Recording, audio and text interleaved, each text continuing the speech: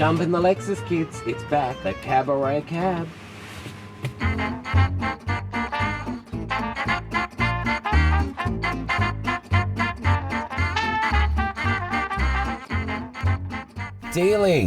Dillie, someone left my cake out in the rain. Come on in. Oh gosh, I'm really sorry.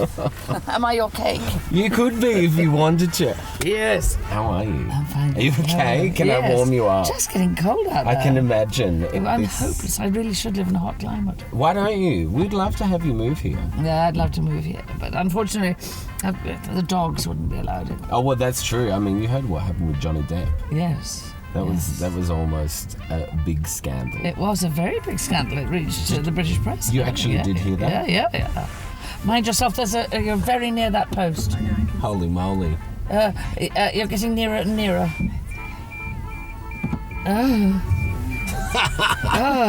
What a great start. Now tell me, your name, Dillie, it's not the name you were born with. Where did Dillie come from? When I was 12, I went to a boarding school. Oh my gosh. Yeah.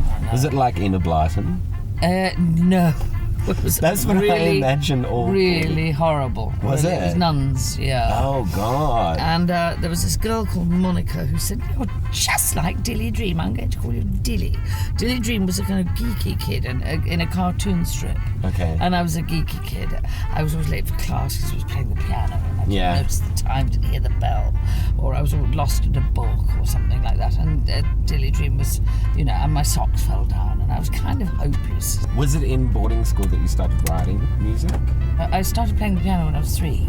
Wow. Okay. Yeah, and I used to say I've written a new composition, and it would be some very boring chords, Yeah. And they're from family or marvelous. I'm sure Mozart's family did exactly the same. That was good though. You're not bad though. You're pretty good. Kind. You made quite a career out of it. So, Fascinating Aida started 1983. 1983. Yes, very old. It was a good year. What was it when it originally started? What was the thought behind it?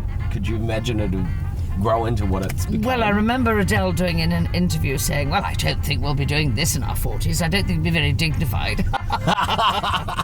And we're in our 60s and talking about the next tour. Wow. No, I had no idea we'd have legs like this. And I'd been in a long-running show in Dublin, and I'd written a few songs during that time. And I harmonised them for 3 voices because I loved harmonising. I persuaded my girlfriends to sing with me, and we sort of worked up a little repertoire of songs because I had a regular piano bar gig just down the road from where I lived, and they used to come every Friday night, and we would do 3/4 of an hour. Within about 2 weeks, Friday nights were absolutely jammed, and I thought, I'm onto something. Yes. And I wrote a silly little poppy song, but it was kind of quirky, and we sang that, and it went down really well. I thought, well, I could write another song. And then we started getting the odd commission, and the alternative cabaret scene suddenly exploded, and we auditioned, and within, again, about a month, we were headlining everywhere, doing, 20 minutes at the end of the evening. Right. Yeah. And what about, now, I know there's a whole new generation who discovered you again with the YouTube and the cheap flights, and you went viral. Yes. How did that feel? Did you get a prescription? Vindicated. I tell you why, because I said, I'm going to put this on YouTube, and people went, why? No, I think it'll go viral. Really? And I went, I think it'll go viral. Mind you, we were the first act I know of who had a website. I said, we have to have a website. I've always been really technologically quite savvy. Smart. Yeah. Yeah. And not even Madonna had a website when she had to buy her name back. See? Did she? I'm sure you've done many things better than Madonna in your time. Yes. Which, as a gay, I could be shot for saying that. You could. I could. Yeah. Yeah. By myself. What is the key to writing a good cabaret song like that? Like, that one really tapped into, everybody knows that's... It's just luck. I mean... Is it? Yeah, I think, it was just lucky that hit the zeitgeist at the time, and then there was the YouTube thing. And then what I did was I emailed it to absolutely everybody in my... Who I'd ever emailed before. I emailed it to receptionist, info@. I was ruthless about it. I really... You worked at getting it... I worked it, yeah, sure. What happens with monetizing that? Do you like with YouTube? I didn't. Unfortunately, I didn't monetize it. Right. Because monetizing, again, was only really new. Now we're monetized. But never mind. Actually, people are going to come and see you. So valuable in free publicity. Right, and people say, you should earn money from that. And I go... I have. Yeah. Just, I haven't got that 0.00001p per, 100 views. Yeah. But we've absolutely got jammed theatres and we sell out and everything. So totally. Yeah, it's it is what it is. What about the political climate at the moment in terms of writing? I mean, I know you had a few Brexit songs last year. We had the Brexit. So sorry, Scotland. Yes. Fabulous. That was hilarious. Yes. Although I'm glad I'm not doing topical satirical stuff at the moment because... Is it too much? Well, it's changing every day. Right, yeah. People keep saying, bet you're dying to write a song about Trump. How can you make it funnier than it is? How can you make it funny? Yeah, that's true. That's true. It is funny. It's kind of laughably horrible. But it is also changes every day. And he himself is such a jerk. Yeah. And such an uneducated thug that you really... He's inspired my spray tan. I will give him that. Yes. I will give him that. Now, but tell me a little bit about the difference between working solo and working with the girls. Do you... Well, the shows are different. There's more room on stage. Much more. They're a burden. Oh, a burden. Absolutely. A burden. They've been a burden all my life. The difference is partly that the show is easier on my own. Okay, yeah. Being a much more personal show. I'm not doing the topical satirical stuff because otherwise, what's the point?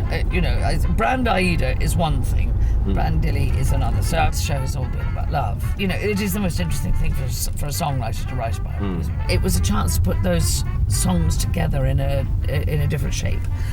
With Fascinating Aida, it's hard work because we sometimes have to rewrite on a daily basis. We have this song, which is sung for the town we're in. Yes, yeah.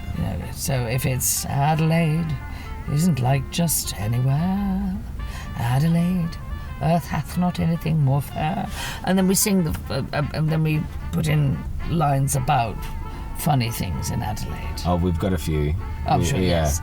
But you have to learn them that night. Of course.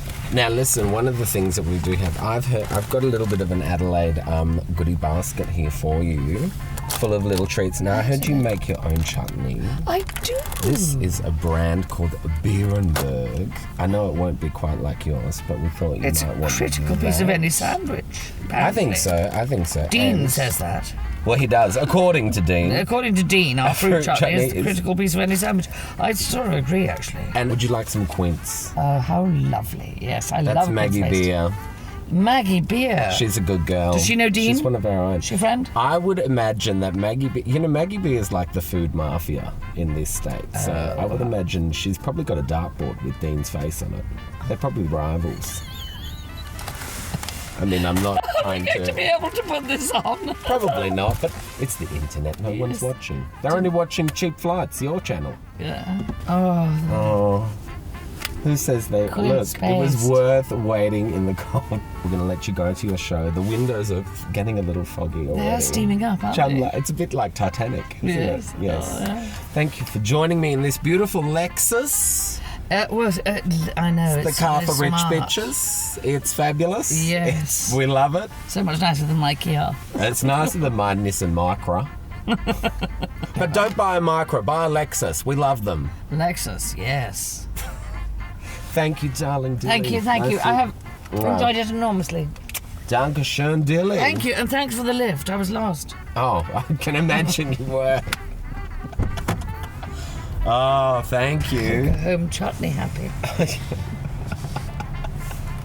Dean's chutney. Dean's chutney.